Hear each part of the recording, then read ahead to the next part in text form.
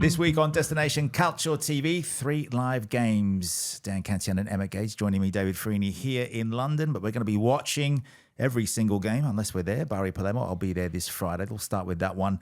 That is the 9th against 7th, a 6-pointer in terms of the playoffs, guys. Exciting match, this one, especially after Palermo's, they ran through Sassuolo, 5-3 win last week. Even Bari in amongst the goals, draw specialists. They got a 3-3 draw.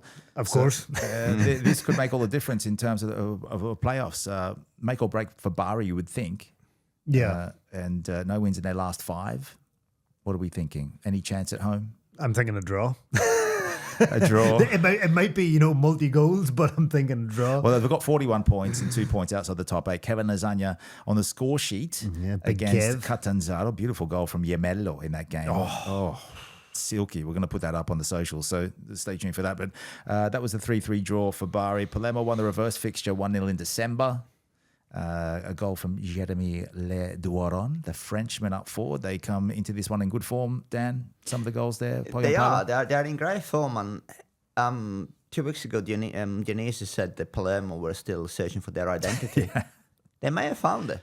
Yeah, they may have found it. And is it from Finland? Yeah, I was going to say, yeah. I mean, what a signing it's been. 18-8. Complete transformation. Yeah, 18-8. And I think Palermo, this is probably the first time this season that I think that they actually have everything it takes to make the playoffs. Yeah, they do now. Even I wrote an article this week, and it's up on destinationculture.com, and I had to because Poyampalo was absolutely magnificent. You guys were on site in Spezia, so I took control of the keyboard, and a hat-trick. He had played a part in every single goal of the 5. Yeah. So 2 wins on the trot, 4 wins in the past 6 for Palermo, including the big 5-3 win on the weekend. Actually, on socials, Jamie Kiritsas, I think that's maybe Greek or Cypriot there. I was very surprised Venezia let him go, talking about Joel Poyampalo. And everyone was surprised that Venezia wanted to let him go, considering he had 4 goals there. He's now got 8 more in Serie B. Fantastic player and could be at least spark that they need to get up to Serie A. And he could find himself up in Serie A next year with Venezia going down. Yeah. And I think that was Venezia selling Poyampalo was kind of indication of where Venezia see their future, i.e. in Serie B. It was like waving the white flag. Yeah. And we'll move on, but that's going to be an absolute cracker Friday night. Sampdoria-Cittadella, it's 18th, hosting 15th. And I guess it's a predicament that Sampdoria would prefer to be in Cittadella's position. No one would have said that ever. Yeah. No Samp fan ever has said that. Cittadella, decent side now. They're good away form, which we'll get into. A 6-pointer, which could spell a disaster for either side. Last time they met at the Tombolato, it ended 0-0. Who'd be happy with that result this time? I think it'll be Cittadella again. Yeah. Samp, no home wins in the past 3 that they've played there. Luigi Ferraris, the ghost of that 3-0 loss to Frosinone is still haunting them, I guess you could say. Then the loss in Spezia. Any spark? Maybe you guys were there in Spezia to see them perform. I think based off what me and Dan seen and the players on the pitch, I think the only thing that Samp can hope for is a new manager bounce that might give some extra motivation, but the actual players, there was just a lifelessness to Samp in Spezia. Evani and Lombardo there, Dan. I agree. The new manager bounce, you can just see this one of those games where there is a lot of expectations, but there is not going to be there's not going to be much difference tactics. As far as tactics are concerned, I don't think. There is not going to be free-flowing football.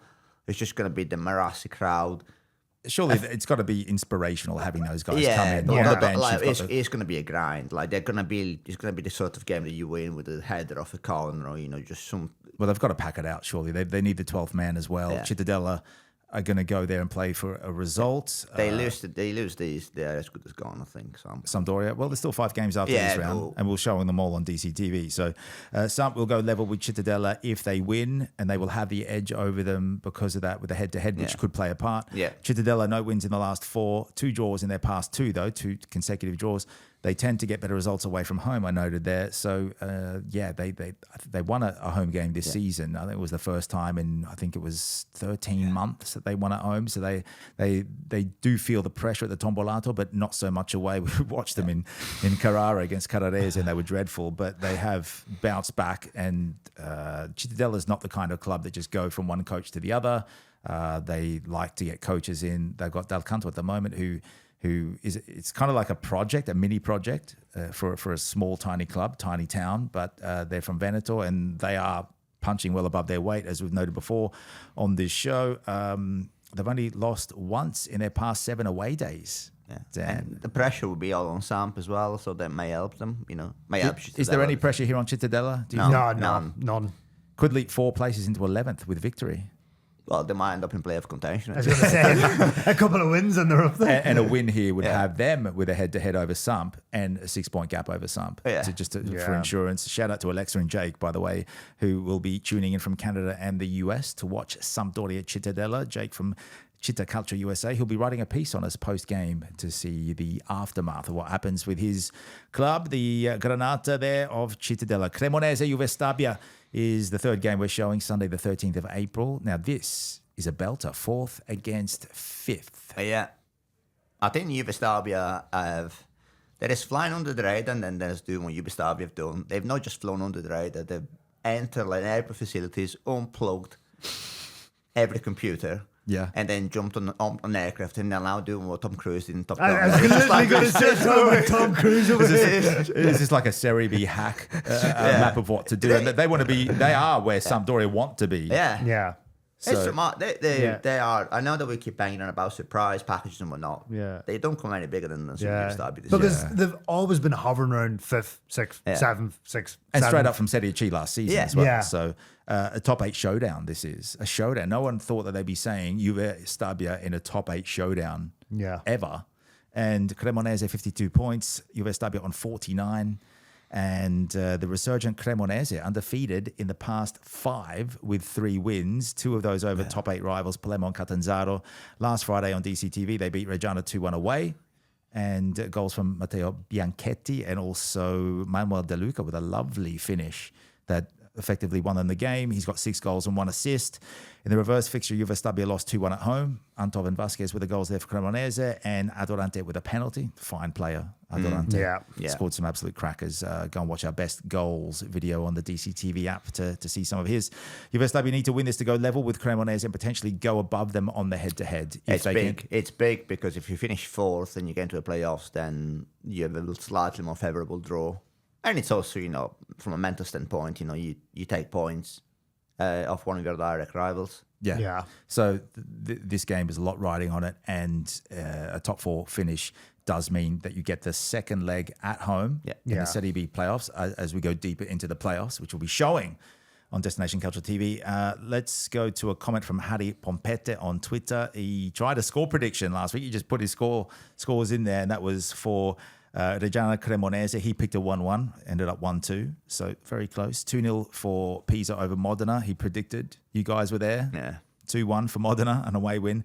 He predicted 3-2 Spezia over Samp. Got the result right, but the score wrong. He predicted 2-0. Very bold for him to think that Samp would score 2 goals. Yeah. Well, maybe he was thinking Spezia might get a couple of own goals. But let's go with score predictions this week. Why not? Yeah. Palermo Bari, guys? 2-2. No, Bari's cool. I've used all their goals in the league. No, I'm going 1-0 Palermo. 1-0 Palermo. I'm gonna go. I like you 2-2, Emmet. I might raise you a 3-2 away victory. Sorry, Jeremy Bowling, but we might catch up with him in Bari this weekend. Because both teams scored 8 goals last weekend, so I'm hoping there's some after effect and they keep save some. Bari has scored 4 goals in the previous 30 games before that. For the past 30 years. Well, we're going to see what happens. Dionisi there taking Palermo and Moreno Longo at home for Bari there. And it's a very hospitable San Nicola. What about, let's go to the next game. It is Samp Cittadella. 0-0. I want my heart to say 1-0 Samp. My head thinks 0-0. I think it's 1-0. Samp getting ahead, Merassi bouncing, but Ferreira return for the Varney just being spoiled in the end. So 1-1. 1-1. I'm going to say 1-1, but I'm hoping for the viewers it's 4-4. Let's go move on and do the last game, which is Cremonese-Juve Stabia. This will be a tight struggle, I think. Juve Stabia, I think, might play for a draw and maybe play on the counter with Adorante. He's got the goods up forward. I'm going to go 2-1 Cremonese. Yeah, I think they've got the know-how. Yeah, I was going to say 2-1 myself. No, I'll make it 3-1 Cremonese. 3-1. Oh, bold. I'm going to go 1-0 Juve Stabia.